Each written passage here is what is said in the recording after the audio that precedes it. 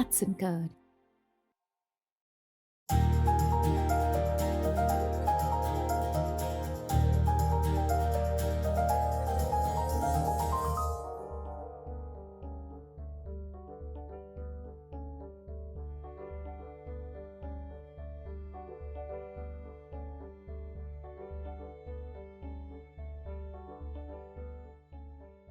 வணக்கம்.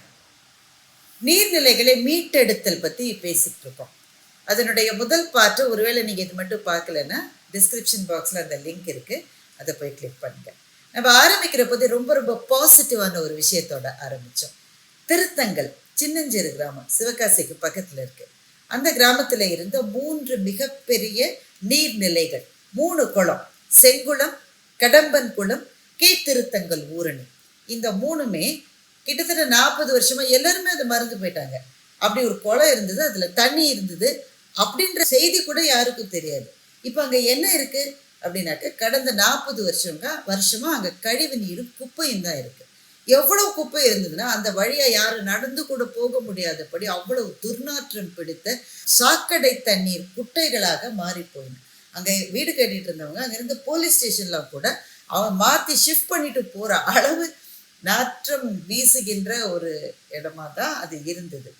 அதற்கு ஒரு வருஷத்துக்கு முன்னாடி அல்லது சில மாசங்களுக்கு முன்னாடி அந்த பகுதியை சேர்ந்த மிகப்பெரிய தொழில் முனைவோர் ஹட்சன் அக்ரோ ஃபுட்ஸ் நிறுவனத்தினுடைய தலைவர் திரு சந்திரமோகன் அவர்களும், சிவகாசி கிரீன் ஃபோரம் அப்படின்ற அமைப்பை சேர்ந்தவர்களும் ஊர்கூடி தேர் எழுத்த மாதிரி ஊர்ல இருக்கிற எல்லாரோடையும் சேர்ந்து அதிகாரிகளினுடைய உதவியும் ஒத்துழைப்பையும் பெற்றுக்கொண்டு முதல்ல அந்த இடத்தை சுத்தப்படுத்தி அதனுடைய கரைகளை எல்லாம் சரிப்படுத்தி, அதை விட முக்கியமா தொடர்ந்து யாரும் குப்பை போடாதபடி அதை பாதுகாத்து பத்திரப்படுத்தி, ஒரு மழை பெய்த உடனேயே இன்னைக்கு செங்குளத்துல பிள்ளைங்கள்லாம் நீச்சல் அடிக்கிற அளவு அந்த குளம் திரும்பவும் வாழ்க்கை பெற்று உயிர் பெற்று சுவாசிக்க ஆரம்பிச்சு அந்த ஊருக்கும் அந்த மண்ணுக்கும் அந்த மனிதர்களுக்கும் எவ்வளவு ரம்மியத்தையும் அழகையும் சேர்த்து வந்திருக்கிறது அப்படின்ற ஒரு சின்ன எக்ஸாம்பிளோட நம்ம ஆரம்பிச்சோம்.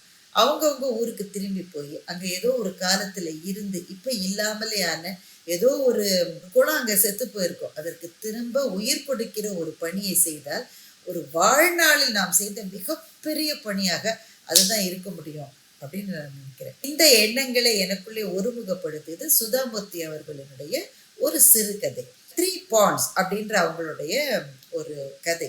அவங்களே சொல்றாங்க, இது கதையெல்லாம் கிடையாது, நான் இந்தியா முழுக்க பயணம் செஞ்சுக்கிட்டே இருக்கிற போது ஒவ்வொரு பகுதியிலையும் எனக்கு திரும்ப திரும்ப நான் கேட்கிற செய்தி என்னன்னா, அந்த ஊர்ல ஏதாவது ஒரு குளம் இருக்கும். அந்த குளம் இப்போ ஒருவேளை சுமாரான நிலைமையில இருக்கும், இல்லை இன்னும் கூட நல்லாவே இருக்கும். அப்படி இருக்கிற ஒரு குளத்துக்கு ஏதோ ஒரு வித்தியாசமான பேர் இருக்கும். அந்த ஊர் சாமி பேரு, இல்லை அந்த ஊர்ல அரசாண்ட அரசனுடைய பேரு, அந்த ஊர்ல இருந்த பெரிய மனிதர்களுடைய பேர் குளத்துக்கு வச்சிருந்தா அதை புரிஞ்சுக்க முடியும். ஆனா கேள்விப்படாத ஏதோ ஒரு பேர் இருக்கும். இது யார் இது அப்படின்னு விசாரிக்க போனா ரொம்ப விசித்திரமான கதைகள் வரும். மிக எளிய மனிதர்கள், ரொம்ப ரொம்ப சாதாரணமானவர்கள், பெரிய பவரோ பெரும் எதுவோ அதிகாரமோ கையில இல்லாதவர்கள் கூட அந்த ஊருக்கு தண்ணி வேணுன்றதுக்காக எவ்வளவு பெரிய தியாகங்களை செய்திருக்கிறார்கள் அப்படின்ற கதையை நான் திரும்ப திரும்ப திரும்ப திரும்ப கேள்விப்பட்டேன் அப்படின்னு சொல்லிட்டு அது மாதிரி 3 கதைகளை சுதா அவர்கள் எழுதியிருக்காங்க. அதுல அம்மினியினுடைய நிபந்தனைன்ற ஒரு கதையை ஏற்கனவே நம்ம பார்த்துட்டோம். இன்னைக்கு நாம பார்க்க போற 2வது கதை திருமண பரிசு அப்படின்ற கதை.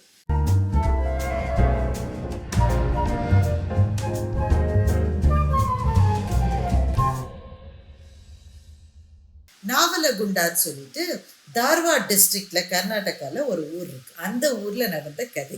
அந்த ஊர்ல ராமகவுடான்னு சொல்லிட்டு ஒரு பெரிய ஜமீன்தார் ஒருத்தர் இருந்தாராம். இப்ப நான் சொல்றது இதெல்லாம் நடந்து ஒரு 100 வருஷம் இருக்குன்னு வச்சுக்கோங்களேன். பெரிய ஜமீன்தார் அவரு. அந்த ஊர்ல நிறைய பணக்காரங்க இருந்தாங்க. ஏன்னா ரொம்ப வசதியான மனிதர்கள் இருந்த ஒரு ஊர் அது. அப்படி மனிதர்கள் இருக்கிற ஊர்ல தானே கொஞ்சமே வசதி இல்லாத பெரும் ஏழைகளும் அந்த ஊர்ல தானே இருப்பாங்க. அந்த ஊர்ல இருக்கிற பணம் படைத்தவர்களுக்கும் பணம் இல்லாதவர்களுக்கும் ஒரே ஒரு வித்தியாசம்தான். பணம் படைத்தவர்களுக்கெல்லாம் அந்த ஊர்ல கொஞ்சம் கூட தண்ணி இல்லைன்றதை பத்தி கவலையே இல்லை. அந்த ஊர்ல ஒரு குளம் கிடையாது, ஒரு ஆறு கிடையாது, ஒரு ஏரி கிடையாது, கொஞ்சம் கூட பாசனத்துக்கு வசதியே இல்லாத ஒரு ஊர். ஆனா அங்க நிறைய மர்ச்சன்ட்ஸ் வியாபாரிகள் இருந்தாங்க. அவங்களுக்கு அதை பற்றி ஒன்றும் கவலை இல்லை. ஏன் கவலை இல்லை? ஏன்னா காசு கொடுத்து ஆள் வச்சு தண்ணி வண்டின்னு சொல்லுவாங்க. வண்டி கட்டிக்கிட்டு பெரிய பெரிய பீப்பாய்கள்ல அந்த ஆளு போய் அந்த ஊருக்கு பக்கத்துல இருக்கிற ஊரு கிட்டத்தட்ட 10 கிலோமீட்டர் 15 கிலோமீட்டர் போகணும். அங்க போய் அங்கிருந்து அந்த பீப்பாய்கள்ல தண்ணி எல்லாம் நிரப்பி இந்த பணக்காரர்களுடைய வீட்டுல கொண்டு போய் கொடுத்துருவாங்க. அதனால பணம் படைத்தவர்களுக்கு தண்ணி இல்லைன்றது ஒரு பிரச்சனையாவே தெரியல. ஆனா ஏழைகளுக்கு, அதுவும் உங்களுக்கு ஒண்ணு தெரியுமா, தண்ணிக்காக அதிகமாக நடக்கிறவர்கள் இந்தியாவில் மாத்திரம் இல்ல, உலகமெங்கும் எப்பவுமே பெண்கள் தான். நீருக்காக பல கிலோமீட்டர்கள் எல்லா நாடுகளிலும் நடந்து கொண்டிருக்கிறவர்கள் எப்போதுமே பெண்களாக இருப்பார்கள். இங்கேயும் அப்படிதான் நடந்தது. நாவலகுண்டா ஊர்லயும் ஏழைகள், அந்த ஏழைகள் வீட்டில் இருக்கிற பெண்கள் தான் நடப்பாங்க. நடையா நடந்து, அதுவும் வெயில் காலத்துல ஒரு 2 குடம் தண்ணியை வீட்டுக்கு கொண்டு வரத்துக்குள்ள அவங்க படுற கஷ்டம் இருக்கு. அப்பப்பா, அந்த மாதிரியா ஏகப்பட்ட ஏழைகள் இருந்துட்டு இருந்தாங்க. அப்போ ஊர்ல எல்லாரும் கூடி பஞ்சாயத்துல இந்த ஏழைகள்லாம் முறையிட்டாங்க. ஏன் இந்த ஊர்ல வசதியானவங்க நீங்க எவ்வளவு பேர் இருக்கீங்க, நீங்க நினைச்ச ஒரு குளத்தை இந்த ஊர்ல வெட்டலாம், நீங்க தயவு செஞ்சு அதை செஞ்சு கொடுத்தீங்கன்னா எங்க பெண்டு பிள்ளைங்கள்லாம் இவ்வளவு தூரம் அடுத்த ஊருக்கு போய் தண்ணியை குடிச்சிட்டு வர்ற அந்த அந்த கஷ்டம் இல்லாம இருக்குன்னு சொல்லி முறையிட்டாங்க.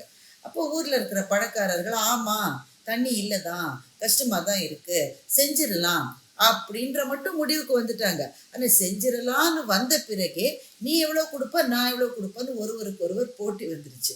ஊர்லயே இருக்கிற மிகப்பெரிய பணக்காரரும் ஊரினுடைய கிராம தலைவரும் ராமகவுடா தான். அவர் ஒருத்தர் நினைச்சாலே ஒரு மூச்சுல அந்த குளத்தை கட்டிட முடியும். ஆனா அவர் என்ன நினைச்சாரு, ஏன் நான் மட்டும் கொடுக்கணும், இது எனக்கு மட்டும் பிரச்சனையா, நான் குளம் வெட்டினா எல்லாரும் தானே உபயோகப்படுத்த போறாங்க, அப்ப எல்லாரும் தானே கொடுக்கணும், நீங்க எவ்வளவு கொடுக்க போறீங்கன்னு. இந்த மாதிரி பிரச்சனை வந்த உடனே நீ எவ்வளவு கொடுக்கறது நான் எவ்வளவு கொடுக்கறதுன்ற பிரச்சனையில கடைசியில குளத்தை யாருமே கட்டல. அதே மாதிரி பணக்காரர்கள் தண்ணி வண்டியில வேலைக்காரர்களை அனுப்பி தண்ணியை கொண்டு வந்தார்கள். ஏழை பெண்கள் நடந்து நடந்து போய் அவங்க பாதங்கள்ல கல்லும் முள்ளும் குத்தி கால் தேஞ்சு போய் 2 குடம் தண்ணிக்காக அவங்க பட்டப்பாடு அப்படியே தொடர்ந்தது. ராமகவுடாவுக்கு 2 மகள்கள், சென்னம்மா நீலம்மா அப்படின்னு 2 மகள்கள். இதுல 2வது மகளான நீலம்மா ஒரு நாள் என்ன பண்ணா, அவங்க வீட்டுல வேலை செஞ்சுட்டு இருந்த ஒரு பெண்ணு, அந்த பெண்ணும் இவளும் பயங்கர ஃப்ரெண்ட் ஆயிட்டாங்க. அந்த பெண்மணி தினம் சொல்லுவா, நான் கிட்டத்தட்ட ஒரு நாளைக்கு 2 மணி நேரம் நடந்து போறேன் தண்ணிக்காகன்னு சொல்லுவா. நீலம்மாவால அதை நம்பவே முடியல. அப்படின்னா என்னன்னே அவளுக்கு புரியல. தண்ணிக்காக யாராவது நடப்பாங்களா, அந்த பீப்பாயில் இங்க தண்ணி இருக்கியாமா, பீப்பாயில் உனக்கு தண்ணி இருக்குன்னா யாரும் பிடிச்சிட்டு உனக்கு கொடுக்குறாங்கம்மா, எனக்கு யார் கொடுப்பாங்க, நான் தான் போகணும். உங்க வீட்டு வேலைக்கு வர்றதுக்கு முன்னாடி காலையில எந்திரிச்சு வீட்டுல சமையலை முடிச்சு பிள்ளைகளை பார்த்து பாத்திரம் விளக்கி வீட்டை பெருக்கி எல்லாம் செஞ்சு ஓட்டமா ஓடி போய் 2 மணி நேரம் தண்ணியை பிடிச்சு வீட்டுல ரொப்பிட்டு அப்புறம்தாம்மா உங்க வீட்டு வேலைக்கு வரேன் அப்படின்னு நீலம்மாவுடைய பணிப்பெண் சொன்ன போது நீலம்மாவால நம்பவே முடியல. ஒரு நாள் நானும் உன்னோட வரேன்னு சொன்னோம். ஐயோ நீங்களா வராதிங்கம்மா, ஐயாவுக்கு தெரிஞ்ச ரொம்ப கோபிப்பாரு. இல்ல அவருக்கு தெரியாம வரேன்னு சொல்லி விடாப்பிடிய நீலம்மா தன்னுடைய பணிப்பெண் காலையில எந்திரிச்சு தண்ணி பிடிக்க போனப்போ அவளும் கூட போனா. ஒரே ஒரு நாள் நடந்து போய் அவ தண்ணி எடுத்துட்டு வீட்டுக்கு திரும்பி வர மட்டும் அவ கூட போயிட்டு வந்ததுலயே நீலம்மாவுக்கு உடம்பே முடியாம போயிருச்சு, காய்ச்சலே வந்துருச்சு. ஒரு நாளே எனக்கு இப்படி இருக்கே, தினம் தினம் தினம் இப்படி ஒரு வாழ்க்கையை நீ எப்படி வாழறன்னு கேட்டு அவ மாத்திரம் இல்ல, அந்த ஊர்ல இருக்கிற ஏழை பெண்கள் எல்லாரும் அந்த வாழ்க்கையை தான் வாழறாங்கன்றத நீலம்மா புரிஞ்சுக்கிட்டான். ஆனா அவளால எதுவும் செய்ய முடியல. எப்படியே நாட்கள் ஓடின. அவர் ஊர் பெரிய பணக்காரர் இல்லையா, மகள்களுக்கு நல்ல பெரிய இடத்துல மாப்பிள்ளை பார்த்து 2 மகளுக்கும் ஒரே பந்தல்ல ஜாம் ஜாம்னு கல்யாணத்தை முடிச்சிட்டாரு. கல்யாணத்தை முடிச்சுட்டு 2 மகளும் கணவன் வீட்டுக்கு போகணும்ல. அப்பா கண்ணீர் மல்க அப்பா சொல்றாரு, என்னோட உயிரே நீங்க 2 பேர் தான், உங்களுக்கு கல்யாணத்துக்கு நான் நல்லா செஞ்சுட்டேன், ஆனா உங்களுக்கு என்ன பரிசு வேணும்னு கேளுங்க, உங்களுக்கு என்ன பரிசு வேணும்னாலும் நான் அதை செய்யறேன்னு சொல்லி முதல் மகளான சென்னம்மா ஒரு செகண்ட் கூட யோசிக்கல. ஒரு மாட்டு வண்டி நிறைய எனக்கு நகை வேணும்னு கேட்டுட்டா. முன்னாடியே யோசிச்சு வச்சிருப்பா போல இருக்கு. ராமகவுடாவுக்கு அது ஒன்றும் பெரிய விஷயமே கிடையாது, அவர் அவ்வளவு பெரிய பணக்காரர். அவ்வளவுதானே, ஒரு மாட்டு வண்டி நிறைய உன்னுடைய நகையை போட்டு நிரப்பி உன்னோட புகுந்த வீட்டுக்கு நான் அனுப்புறேன், அதுக்கப்புறம் உன்னோட மதிப்பே அங்க ஏறிடும் அப்படின்னு சொல்லி சொல்றாரு. நீலம்மாவை பத்தி உனக்கு என்ன வேணும் நீ கேளுனார். அப்பா எனக்கு ஒண்ணு வேணும், ஆனா அது கேட்க எனக்கு தயக்கமா இருக்குன்னு நீலம்மா சொன்ன. அவர் என்ன நினைச்சாரு, அக்காவுக்கு கொடுத்த நகையை விட எனக்கு கொஞ்சம் அதிகமா நகை கொடு அப்படின்னு தான் கேட்க போறாருன்னு நினைச்சாரு. என்ன இருந்தாலும் தைரியமா கேளுமா, எது இருந்தாலும் என்னால செய்ய முடியும், அப்படின்றார். அப்பா நீங்க இப்ப சொன்னது சத்தியமா? எது இருந்தாலும் நீங்க நிச்சயமா செய்வீங்களாப்பா அப்படின்னு நீலம்மா கேட்குறாங்க. நான் வாக்கு கொடுத்தா வாக்கு கொடுத்ததுதான். அதுவும் மகளுக்கு ஒரு வாக்கு கொடுத்துட்டு யாராவது மீற முடியுமா? என்ன வேணும் கேளு, எவ்வளவு நகை வேணும், இல்ல புடவை வேணுமா, இல்ல உன் பேர்ல ஏதாவது நிலம் எழுதி வைக்கணுமா, என்ன வேணும்னு கேளுமா. அப்பா எனக்கு நகை எதுவுமே வேணாம்ப்பா, நீங்க போட்ட நகை கூட நான் இங்கேயே வச்சுட்டு போயிடுறேன்ப்பா. பட்டு புடவைல எதுவுமே தேவையில்லைப்பா. நிலம்லாம் என்னப்பா, அதெல்லாம் தேவையில்லைப்பா. அப்ப என்னதான் வேணும் உனக்கு? அப்பா இந்த ஊருக்கு ஒரு குளம் நீங்க கட்டி கொடுக்க முடியுமாப்பா? குளம் வெட்டுறேன்னு அன்னைக்கு கூட பஞ்சாயத்துல எல்லாரும் பேசிக்கிட்டீங்க, ஆனா யாருமே வெட்டல. நீங்க வெட்டி கொடுக்க முடியுமாப்பான்னு கேட்டேன். அப்பாவுக்கு தூக்கி வாரி போட்டுது. ராமகவுடா மனசுக்குள்ள தோணிச்சு, நான் நினைச்சா செய்யலாம், ஆனா செய்ய மாட்டேன். அந்த மாதிரி தோணிச்சு அவருக்கு. நான் மட்டும் ஏம்மா செய்யணும்? இல்லப்பா நான் கேட்டேன்றதுக்காக நீங்க செய்யலாம் தானே அப்படின்னு நீலம்மா கேட்டா. அப்ப தன்னுடைய ஆசை மகள் இந்த மாதிரி கேட்கறதுக்கு பின்னாடி ஏதோ ஒரு கதை இருக்குன்னு அந்த அப்பாவினுடைய மனசு புரிஞ்சுது. ஏம்மா இதை கேட்கிற நீ அப்படின்னு நீலம்மா அப்பதான் சொன்னா. ஒரே ஒரு நாள்ப்பா, அவ தண்ணி எடுக்க போனப்போ நான் சும்மா கூட போய் திரும்பி வந்தேன். அந்த ஒரு நாளினுடைய வேதனையே என்னால பல நாட்கள் தாங்க முடியும். ஆனா அந்த ஊர்ல இருக்கிற எல்லா ஏழை பெண்களும் இப்படித்தான்ப்பா வாழ்ந்துட்டு இருக்காங்க. நமக்கு அதெல்லாம் தெரியவே தெரியாது இல்ல. அதனாலதான் இதை என்னுடைய கல்யாண பரிசா நான் கேட்டேன் அப்படின்னு சொல்லிட்டு நீலம்மா சொன்னா. அவர் ஒரு நிமிஷம் யோசிச்சாரு. மகளுக்கு கொடுத்த வாக்கு தான், நான் செஞ்சு தரேன்னு ஒத்துக்கிட்டாரு. அந்த ஊர்ல அவரே குளத்தை வெட்டி கொடுத்தார். நீலம்மா குளம் அப்படின்னு அந்த குளத்துக்கு பேர். இன்றைக்கும் கூட அதே பேரோடு அதே குளம் அந்த ஊரிலே நீலம்மாவினுடைய அன்பு உள்ளத்தை, அவளுடைய கருணையை எல்லாருக்கும் ஞாபகப்படுத்தி கொண்டு அந்த குளம் அப்படியே இருக்கு. இந்த தொகுப்புல சுதாமூர்த்தி அவர்கள் சொல்லியிருக்கிற 3வது குளத்தினுடைய கதையையும் சொன்னதானே இது கம்ப்ளீட் ஆகும் இல்ல. அந்த 3வது கதை ரொம்ப ரொம்ப உணர்ச்சி மயமான கதை. கதையினுடைய பேர் பாகீரதி. பாகீரதின்ற பேரை கேட்ட உடனே நமக்கு தெரியும் கங்கையினுடைய இன்னொரு பெயர் தான் பாகீரதி. பகீரதனுடைய பெரும் தவத்தால் வானத்திலிருந்து இறங்கி வந்தவள் கங்கை. கங்கை வந்த பிறகுதான் இந்தியாவினுடைய பஞ்சமும் பட்டினியும் பசியும் நீங்கியது அப்படின்னு எல்லாருக்குமே தெரியும் தானே. வான் பொய்ப்பினும் தான் பொய்யாத மகத்தான நதி கங்கை நதி. கங்கை நதியினுடைய இன்னொரு பேர் தான் பாகீரதி. அந்த பெயரை கொண்ட பாகீரதின்ற ஒரு பெண்ணை வச்சுதான் சுதாமூர்த்தி இந்த கதையை எழுதியிருக்காரு. கதை எப்படி அவங்க ஆரம்பிக்கிறாங்கன்னா, அவங்க நிறைய பயணம் பண்ணிக்கிட்டே இருப்பாங்கல்ல. அவங்க அந்த மாதிரி பயணம் செய்த போது கலக்கேரி அப்படின்னு சொல்லிட்டு கர்நாடகால ஒரு இடம் இருக்கு. இந்த கலக்கேரின்ற சின்ன ஊருக்கு அவங்க போன போது அசந்து போயிட்டாங்களாம். அவ்வளவு பிரம்மாண்டமான ஒரு குளம் கலக்கேரியில இருக்கு.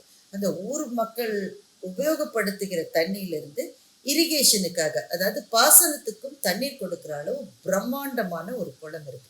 அந்த குளத்துல அவங்க பார்த்த இன்னொரு அதிசயமான விஷயம் என்னன்னாக்க, தாமரை பூக்கள் நிறைய பூத்திருந்த குளம் அது. ஆனா எந்த தாமரை பூவுமே தனியா பூத்து நிக்கல. நம்ம எப்பவுமே தாமரை அப்படித்தானே பார்ப்போம், தனியா பூத்து தானே நிற்கும் தாமரை. அப்படி இல்லாம எல்லா தாமரையுமே இன்னொரு தாமரையோட சேர்ந்து இணைந்து ரெண்டு ரெண்டா பூத்த மாதிரி அந்த குளத்துல இருந்துதான். இவங்களுக்கு இது ரொம்ப ஆச்சரியமா இருந்திருக்கு.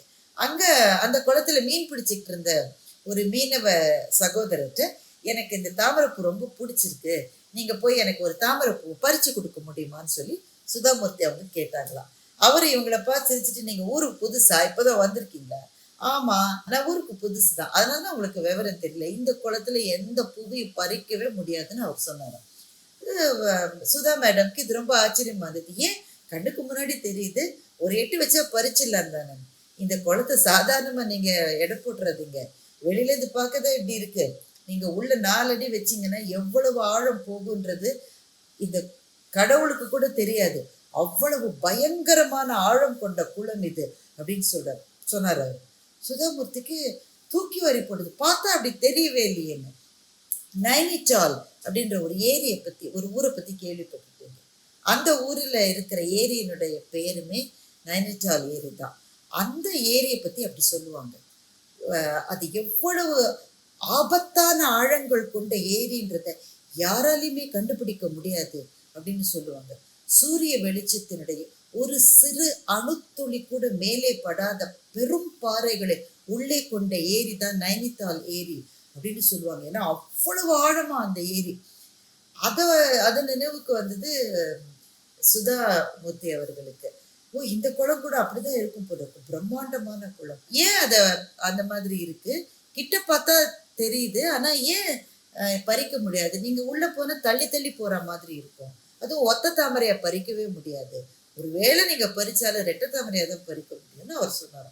அது எதனால, அதுக்கு பின்னாடி ஒரு கதை இருக்குன்னு சொல்லி அவர் சொன்ன கதை தான் பாகீரதியினுடைய கதை. அந்த கலக்கேரி ஊர்ல வந்து மிகப்பெரிய மல்லைய கவுடான்னு சொல்லிட்டு ஒரு பெரும் பணக்காரர் இருந்தார். அவருக்கு 7 மகன்கள். இந்த 7 மகன்கள்லயே 7வது மகன் மேல அவருக்கு ரொம்ப தனிப்பெரும் பாசம் உண்டு. ஏனென்றால் அந்த 7வது மகன் அந்த ஊர் ராஜாவினுடைய படையில சேர்ந்து அந்த ஊரை எதிர்த்து மற்ற ஊர்க்காரர்கள் போர் செய்து வருகிற போது போர் படையிலே இணைந்து தன்னுடைய அரசனுக்காக போய் சண்டை போட்டு ஜெயிச்சு திரும்பி வருகிற ஒரு மகன் தான் அந்த 7வது மகன். இந்த மகன் மேல அதனால அவருக்கு மிக மிக பெரிய பாசமும் பிரியமும் உண்டு. எங்க ஊருக்காக சண்டை போட போயிருக்கான் என் மகன்னு சொல்லி ரொம்ப பெருமையா சொல்லியிருப்பார். 7 மகன்களுக்கு திருமணம் செஞ்சு வச்சாரு. 7வது மகனுடைய மனைவியான பாகீரதி மேல அவருக்கு தனி பிரியம் உண்டு. தன்னுடைய மகள் மாதிரியே தான் அவர் நினைச்சார். ஏன்னா மற்றவங்க எல்லாருமே அவங்க கணவனோட இருக்காங்க. பாகீரதி மாத்திரம்தான் மாமனார் மாமியாரோட தனியா அந்த வீட்டுல இருந்தா. ஏன்னா கணவன் வந்து போருக்கு போயிருக்கிறதுனால பாகீரதியினுடைய பிரியமான பேச்சு, இனிமையான சுபாவம் அந்த ஊர் மக்கள் எல்லாருக்குமே ரொம்ப பிடிக்கும். கருணையான உள்ளம் கொண்டவள் பாகீரதி. அவங்க வாழ்ந்த அந்த ஊர்ல, கலக்கேரி ஊர்ல ஒரு பெரிய பிரச்சனை என்னன்னா, இவர் மல்லைய கவுடா அவங்களே மற்றவங்களோட உதவியோட சேர்ந்து அந்த ஊருக்கு ஒரு குளம் வெட்டியிருக்காங்க. குளம்லாம் வெட்டியாச்சு, எவ்வளவு ஆழமா வெட்டினாலும் எவ்வளவு மழை வந்தாலும் கூட ஒரு சொட்டு தண்ணீர் கூட அந்த குளத்துல நிற்கவே இல்லை. என்ன காரணம் உங்களுக்கு புரியவும் இல்லை. பல பேர் எக்ஸ்பர்ட்ஸ் எல்லாம் கூப்பிட்டு பார்க்க சொன்னாங்க. எல்லாரும் வந்து பார்த்தாங்க. என்னதான் செஞ்சாலும் தண்ணி இல்லைன்னா இல்லைதான். பூஜையெல்லாம் செஞ்சு பார்த்துட்டாங்க, ஒண்ணுமே நடக்கலை. ஒரு நாள் ஊர் பெரியவர்கள்லாம் ஒரு பெரிய கூட்டம் போட்டு மல்லைய கவுடா வீட்டில் தான் உட்காந்து பேசிக்கிட்டு இருக்காங்க. அப்போ பாகீரதி அந்த பக்கமா நடந்து போயிட்டு இருந்தா. அவங்க பேசுறது அவ காதுல விழுந்தது. அதை ஒருத்தர் சொன்னாரு, இந்த ஊர்ல ஒரு நம்பிக்கை உண்டு, அதெல்லாம் சொல்லலாமான்னு தெரியல அப்படின்னு ஒரு வயசானவர். சொல்லுங்க, ஊர் பிரச்சனை தானே பேசிக்கிட்டு இருக்கோம், குளத்தை வெட்டியாச்சு, என்ன செஞ்சாலும் தண்ணி நிற்க மாட்டேங்குது, என்ன காரணம்னு புரியல, நீங்க சொல்லுங்க, ஏதாவது பழைய நம்பிக்கை ஏதாவது இருக்கா? இல்லை, இந்த ஊர்ல அந்த மாதிரி ஒரு வழக்கம் உண்டாம், இங்க என்ன குளம் வெட்டினாலும் நிற்காதான், ஆனா ஒன்று செஞ்சாதான் தண்ணி நிற்கும். சரி, என்ன செஞ்சா நிற்கும் சொல்லுங்க, செஞ்சிடலாம் அப்படின்றாரு ஊர் தலைவர். அந்த கிழவர் தயங்கி தயங்கி சொல்றாரு, அந்த நம்பிக்கை என்னன்னாக்க, ஒரு திருமணமான ஒரு பெண்ணு அந்த குளத்துக்குள்ள இறங்கி நின்று மனமுருக பிரார்த்தனை செய்து எங்க ஊர் குளத்துல தண்ணி வரணும் அப்படின்னு மனமுருக பிரார்த்தனை செஞ்சாக்க அந்த பிரார்த்தனையினுடைய பலனாக உடனேயே மழை பெஞ்சு தண்ணி வந்துடும். ஆனா அப்படி பிரார்த்தனை செய்த பெண்ணு உயிரோட அந்த குளத்துல இருந்து வெளியில வர முடியாது அப்படின்னு ஒரு நம்பிக்கை உண்டுன்றாரு. இது இவங்களுக்குலாம் ரொம்ப ஆச்சரியமா, இது என்னையா, இதுக்காக யாராவது ஒருத்தர் உயிரை விடுவாங்களா என்ன, போயா நீ மாச்சு உன்னோட நம்பிக்கை மாச்சுன்னு சொல்லி எல்லாரும் கலைஞ்சு போயிட்டாங்க. இதை கேட்டுட்டு இருந்த பாகீரதியினுடைய மனசுல மாத்திரம் ஒரு விதமான ஒரு கிளர்ச்சி மாதிரி வந்தது. என்னுடைய கணவன் அவனுடைய உயிரை பணையம் வச்சு இந்த ஊருக்காக சண்டை போட போயிருக்கான், அவனுடைய மனைவியான நான் இந்த ஊருக்காக ஒரு சாக்ரிஃபைஸ பண்ணா அதுல என்ன தப்பு அப்படின்னு பாகீரதி நினைச்சா. உடனேயே தன்னுடைய மாமனார்கிட்ட போய் என்னுடைய திருப்திக்காக அந்த குளத்துக்கிட்ட இன்னொரு பூஜை செய்யலாம், எல்லாம் பண்ணியாச்சுமா, என்ன பூஜை பண்ணாலும் தண்ணி வர மாட்டேங்குது, எனக்காக ஒரு தடவை செய்யுங்க மாமா அப்படின்னு கேட்குற. சரி, நீ சின்ன பொண்ணு ஆசைப்படுற, ஊர் மொத்தத்தையும் கூப்பிட்டு கடைசியா ஒரு தடவை பூஜை பண்ணிடலான்னு அவர் ஒத்துக்கிறார். பூஜைக்கு முந்தின நாள் தன்னுடைய நெருங்கிய தோழிகள் எல்லார் வீட்டுக்கும் பாகீரதி போயிட்டு வர கண்ணீர் மல்க அவங்கள்ட்ட இருந்து விடை பெற்றுக்கொள்ற. ஏய், நாளைக்குதான் பூஜையில பார்க்க போறோம், அப்புறம் என்ன இன்னைக்கு அழுதுகிட்டே போறேன்னு ஃப்ரெண்ட்ஸ் எல்லாம் கேலி பண்றாங்க. அடுத்த ஊர்ல இருந்து தன்னுடைய அப்பா அம்மாவையும் போய் பார்த்துட்டு வரும்.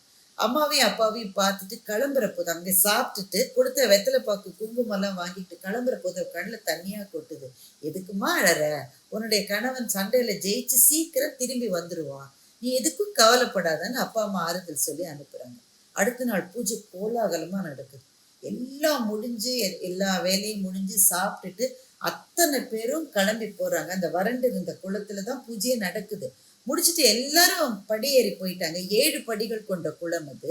7 படியும் ஏறி போன பாகீரதி தன்னுடைய மாமனார்கிட்ட சொல்றா, மாமா ஒரு தட்டை மாத்திரம் கீழே வச்சுட்டு வந்துட்டேன், நான் போய் அதை எடுத்துட்டு வரேன், நீங்களும் வீட்டுக்கு போயிட்டே இருங்கன்னு சொல்றேன். அவங்க எல்லாம் கிளம்பி போயிட்டாங்க.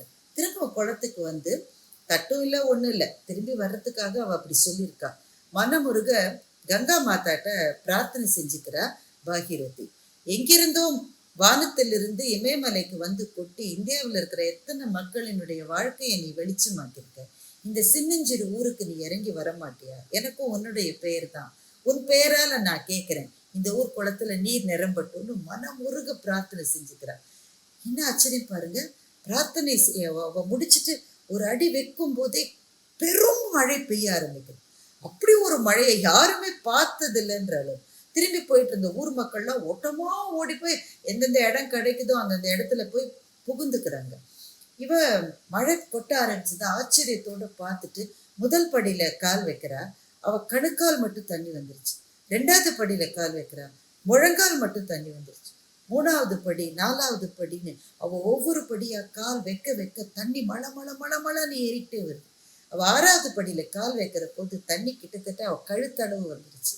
என்ன நடக்க போகுதுன்றது பாகீரதிக்கு மிகச் சிறப்பாக புரிந்து விட்டது. கண்ணை மூடிட்டு கடைசியா தன்னுடைய கணவனை நினைச்சிட்டு, நான் போனாலும் இந்த ஊர்ல இனிமே இந்த தண்ணி வத்தவே வத்தாது அப்படின்னு சொல்லிட்டு 7வது படியில கால் வச்சா. அவ தலைக்கு மேல நீர் வந்து அவ அந்த குளத்துக்குள்ள அப்படியே மூழ்கி போனான். மழை கொட்டி முடிஞ்சு குளம் முழுக்க நீர் ததும்பி இருக்கிறத பாக்குறதுக்கு ஊரே திரண்டு வந்தது. எல்லாரும் வந்தாங்க. ஆனா பாகீரதி மாத்திரம் வரலன்றத பார்த்து அவளுடைய மாமனாரும் மாமியாரும் எங்க எங்க எங்கன்னு தேடுறாங்க. எந்த இடத்துலையுமே பாகீரதி இல்லை. என்ன நடந்ததுன்றது அதுக்கு பிறகுதான் அவங்களுக்கு புரிஞ்சுது. பாகீரதி என்னுடைய உடலை பார்த்த பிறகுதான்.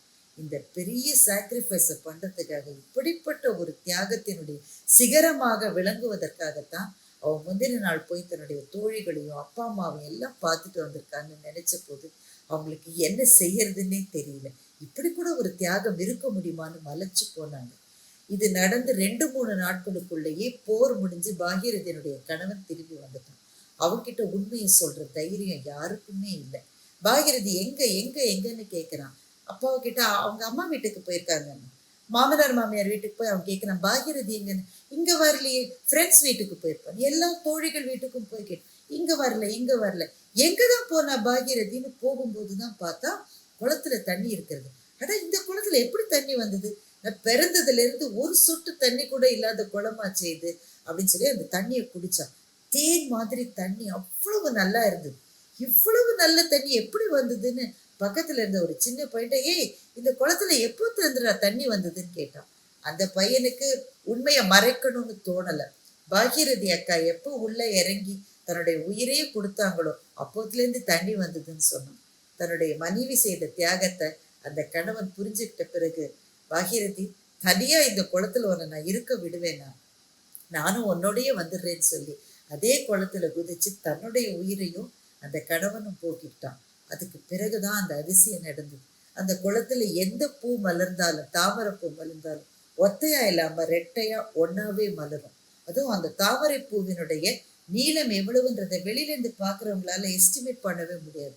பறிக்க போனா கைக்கு எட்டுற மாதிரி இருக்கும், ஆனா உள்ள இறங்கினா படு ஆழத்துலதான் அந்த தாமரை பூ இருக்கும். இந்த கதையை சுதா மேடம் கிட்ட அந்த மீனவ சகோதரர் வந்து சொன்னாரு, இந்த ஊர்ல யாரும் தாமரை பூ பறிக்க மாட்டோம் இந்த குளத்துல இருந்து, ஏன்னா அங்க தெரிகிற ரெட்டை தாமரை பூ எல்லாமே பாகீரதி அவளுடைய கணவனும் தானே நாங்க நம்புறோம்னு சொல்லி.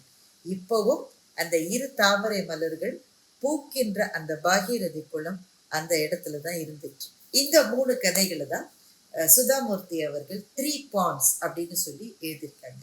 இந்த ஒவ்வொரு கதைக்கு பின்னாடியும் ஏதோ ஒரு மனதினுடைய தியாகம், ஊருக்காக ஒன்றை கொடுக்கணுன்ற அந்த உத்வேகம், இதை பார்க்குற போது மெய் சிலிர்ப்பாக தான் இருக்கு. ஆனால் நம்ம சுற்றி இருக்கிற எத்தனையோ பேர் அவங்க ஊர்ல இருக்கிற அந்த நீர்நிலைகள்ல குப்பை போடுறதையோ அதை அசுத்தப்படுத்துறதையோ பத்தி அவங்களுக்கு எந்த விதமான எண்ணமும் இல்லை, உணர்வும் இல்லை. என்ன காரணம்? தண்ணீரை நீங்கள் மீட்டெடுக்கிற போது வாழ்க்கையை மீட்டெடுக்கிறீர்கள் அப்படின்ற அந்த பண்பாடு அவர்களுக்கு கற்பிக்கப்படவே இல்லை. அதனால அது சுதாமூர்த்தி அவர்களுடைய கதையில வந்த அமினியா இருக்கட்டும், நீலம்மாவா இருக்கட்டும், அல்லது பாகீரதியா இருக்கட்டும், அல்லது இன்றைக்கு திருத்தங்கள்லையும் சிவகாசிலையும் நீர்நிலைகளை மீட்டு கொண்டு வந்திருக்கின்ற அந்த நல்ல நண்பர்களுடைய உள்ளங்களாகட்டும், நீரை திரும்பவும் கொண்டு வந்து நமக்கு கொடுக்கிறவர்கள் எல்லாருக்கும் நம்முடைய நெஞ்சத்திலிருந்து ஒரு எளிய சொல்லை மாத்திரமே காணிக்கையாக்க முடியும். நன்றி.